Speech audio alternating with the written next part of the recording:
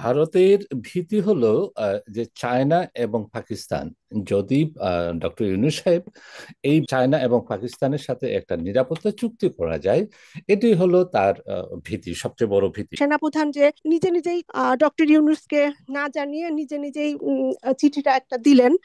তো হুম। একটা লোক বারবার বারবার করেই উনি করতেছেন, যেগুলো করতেছেন আমাদের দেশের বিরুদ্ধে করতেছেন, আমাদের জনগণের বিরুদ্ধে করতেছেন। তো একটা লোককে কতবার আমরা ক্ষমা করব? ওইখানে কি আমাদের কি আর কোনো যোগ্য কোনো সেনা অফিসার কি নেই? আমাদের এটা দেশের এখানে প্রশ্ন, আমাদের সার্বভৌমত্বের প্রশ্ন। আমরা কেন বারবার রিস্কটা নিচ্ছি? আসলে আমি মেজর সাঈদ এবং মেজর রেজা দুইজনের সঙ্গেই আমি একমত।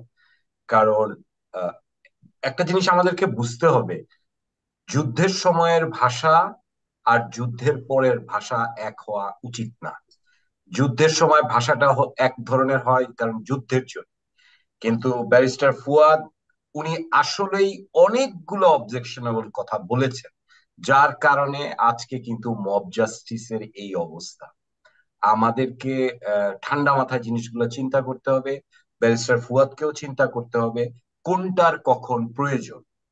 আমাদের বর্তমানের যে পরিস্থিতি, তাতে বাংলাদেশ সেনাবাহিনীকে নিয়ে এত নাড়াচাড়া করাটা হুম। আমাদের জন্য ক্ষতির কারণ হয়ে যাবে।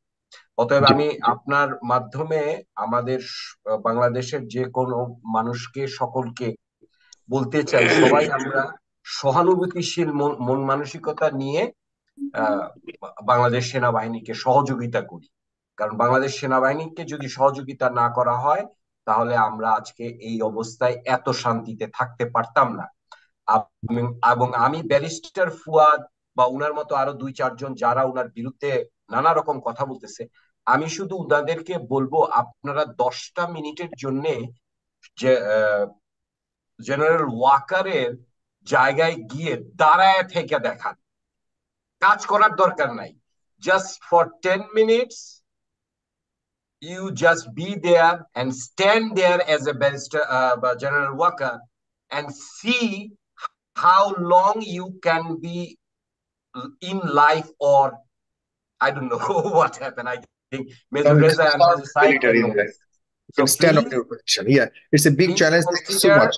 আমি আমি আমি মনে করি আমার এটা আমাদের আমরা এখন খুব নাজুক অবস্থায় আছি, তাই আমরা জেনারেল ওয়াকারকে নিয়ে আলোচনাটা করা বন্ধ করি। Let him Yeah, right, work, right, right. Let Very him work please. Thank you. ধন্যবাদ আপনাকে, ধন্যবাদ। ফরিদ পাঠান প্লিজ।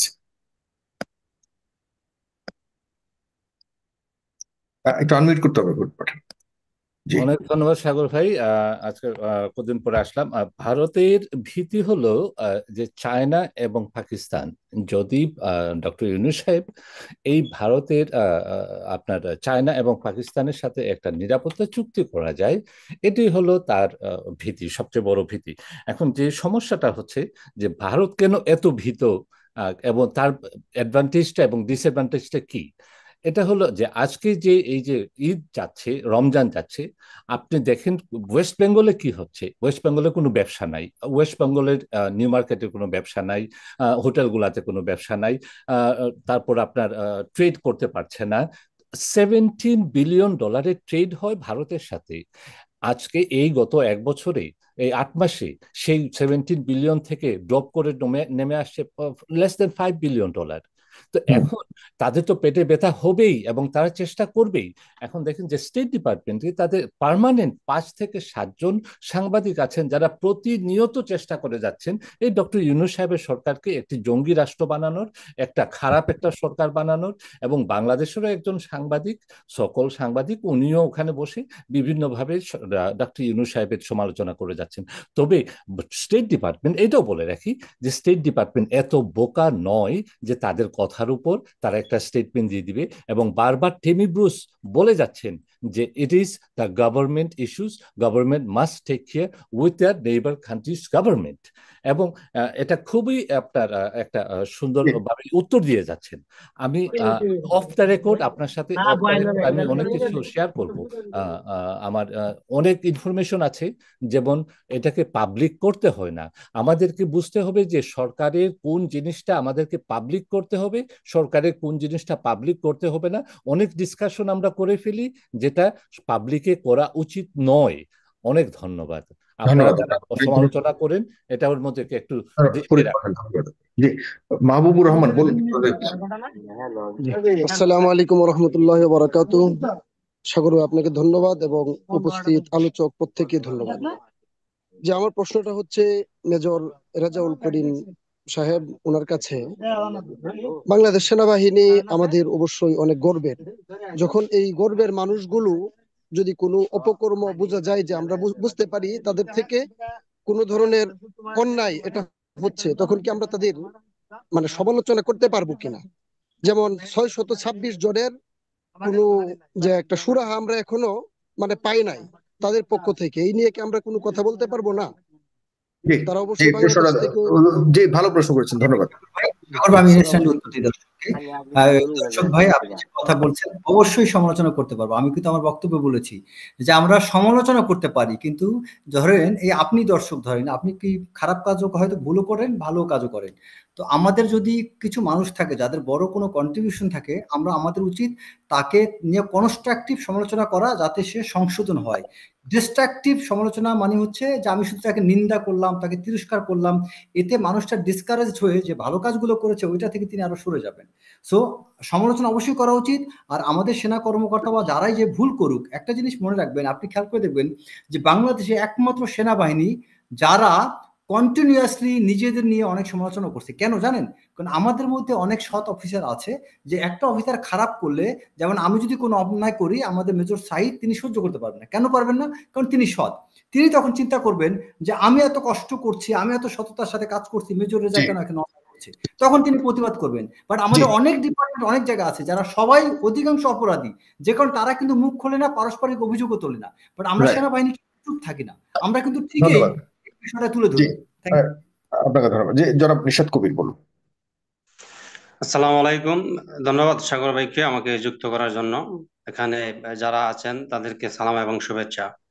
আমি প্রশ্ন করতে চাই মেজর সাহিদ সিদ্দিকী, আপনাকে প্রশ্ন করতে চাই। আমরা আজকে এই স্বাধীনতা দিবসে এসে দেখতেছি যে যে আওয়ামী লীগের সময় যে এই যারা আপনাদেরকে জিয়াউর রহমানকে বলছে খুনি এবং সে কোনো স্বাধীনতার ঘোষক না। আজকে তারা দেখলাম গোলাম রাব্বানি আরো কিছু কিছু নেতা দেখলাম আজকে ফেসবুকে দেখলাম তারা বলছে যে জিয়াউর রহমান স্বাধীনতার ঘোষক এবং তারা এই যুদ্ধের পক্ষের লোক, আমরাও যুদ্ধের পক্ষের লোক, আমরা আমরা ভাই ভাই। তারা যারা স্বাধীনতার বিপক্ষের লোক তাদেরকে প্রতিহত করতে হবে, এরকম ধরনের আমরা নিউজ দেখতেছি। আসলে কি আপনারা কি ওই দিকেই যাচ্ছেন? জনগণের সাথে কি এমন কোনো কিছু করতেছেন যে জনগণের সাথে প্রতারণা হবে? এতগুলা হত্যাকাণ্ড হইলো দেশে এবং এই অনেক লোক পঙ্গু হইলো, আপনারা কি আসলে কি জনগণের সাথে কি প্রতারণা করতে যাচ্ছেন? সেদিকে আমরা লক্ষ্য করতেছি ইদানিং এই যে বিএনপির কর্মকাণ্ডের এই কারণে। ধন্যবাদ। বাকি তিনজন আছেন, আপনারা ক্যামেরা, আপনাদের অন্যায় আমি আপনাদেরকে নিতে পারছি না। সাগর ভাই যদি সাইদ স্যার অনুমতি দেয় আমি এটার উত্তরটা দিতে চাই। আচ্ছা, জি, এই যে আইফোন দিয়ে একজন যুক্ত হয়েছেন, আমি তিনি ক্যামেরাটা অন করেছেন, আমি তার প্রশ্নটা নিয়ে নিই। আপনি শুনতে পাচ্ছেন? আনমিউট করে বলুন। আনমিউট করতে হবে। সাগর ভাই, আপনাকে শুনতে পাচ্ছি কিন্তু আপনার তো ক্যামেরা দেখা যাচ্ছে না। বলুন, একটু জলদি করে বলুন প্লিজ। আপনি দেখাচ্ছি না এই জন্য ভাই। কিন্তু ক্যামেরা না দেখালে তো এখানে প্রশ্ন এলাও করি না। তারপর বলুন কি প্রশ্ন করতে চান, বলুন। আমি প্রশ্ন করবো একটা হ্যাঁ, পাসপোর্টের বিষয়ে বাংলাদেশের।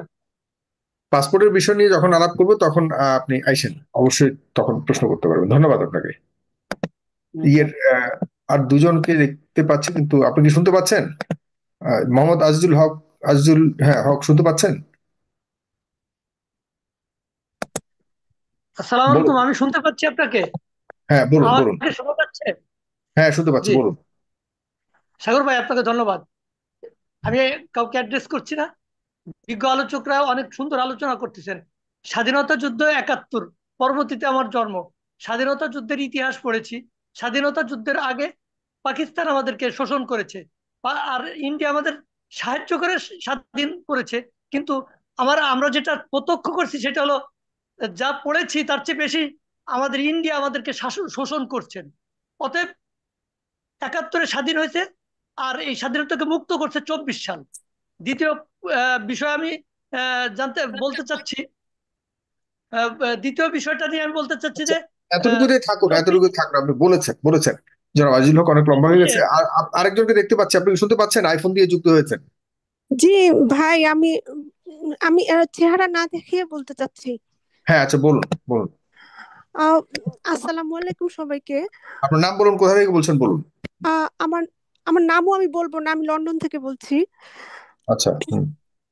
আহ, ও আমাদের সেনাপ্রধান, উনি উনি যে ৫ই মার্চ 5ই সরি আগস্টে সে উনি আগস্ট, হ্যাঁ। কন্টিনিউ কন্টিনিউ যে ইন্ডিয়ার সাথে যে যোগাযোগ রেখেছিলেন, তো হুম, তারপরে ইন্ডিয়ান ইয়ে যে বলল যে উনার সাথে যোগাযোগ আছে সব সময়। হুম, তারপরে আবার আমাদের যারা যারা ওখানে ছিল সেনানিবাসে, ওরাও তো হুম, কোনো খোঁজ নেই। হুম, তারপরে আবার ওই যে আম, জাতিসংঘের ইয়েতে যে আমাদের মেজর সরি সেনাপ্রধান যে ইয়েটা নিজে নিজেই ইয়েটা দিলেন, ডক্টর ইউনূসকে না জানিয়ে নিজে নিজেই চিঠিটা একটা দিলেন। তো হুম, একটা লোক বারবার বারবার করেই উনি ইয়ে করতেছেন, যেগুলো করতেছেন আমাদের দেশের বিরুদ্ধে করতেছেন, আমাদের জনগণের বিরুদ্ধে করতেছেন। তো একটা লোককে কতবার আমরা ক্ষমা করব? ওইখানে কি আমাদের কি আর কোনো যোগ্য কোনো সেনা অফিসার কি নেই? আমরা কেন বারবার একটা লোককে আমাদের এটা দেশের এখানে প্রশ্ন, আমাদের সার্বভৌমত্বের প্রশ্ন, আমরা কেন বারবার রিস্কটা নিচ্ছি? আর উনি কেন, আমরা তো চাচ্ছি না, আমরা জনগণের দেশ এটা। এখানে মির্জা ফখরুলেরও দেশ না, এখানে কারো দেশ না। মির্জা ফখরুল যদি আমাদের জনগণের কাতারে আসে তাহলে তারও দেশ, কোনো পার্টির দেশ না এটা। আমরা চাচ্ছি না, আমরা জনগণরা চাচ্ছি না। এটা কি ওনারা বুঝতেছেন না? কেন শুধরাবো? আমরা কতবার শুধরাবো? জি, এটার আপনাকে অনেক অ্যান্সারটা ধন্যবাদ। উনাকে উনাকে একটু দিতে বলেন প্লিজ। কাকে দিতে বলবো? ওই যে মেজর রেজাকে। আচ্ছা, ধন্যবাদ আপনাকে।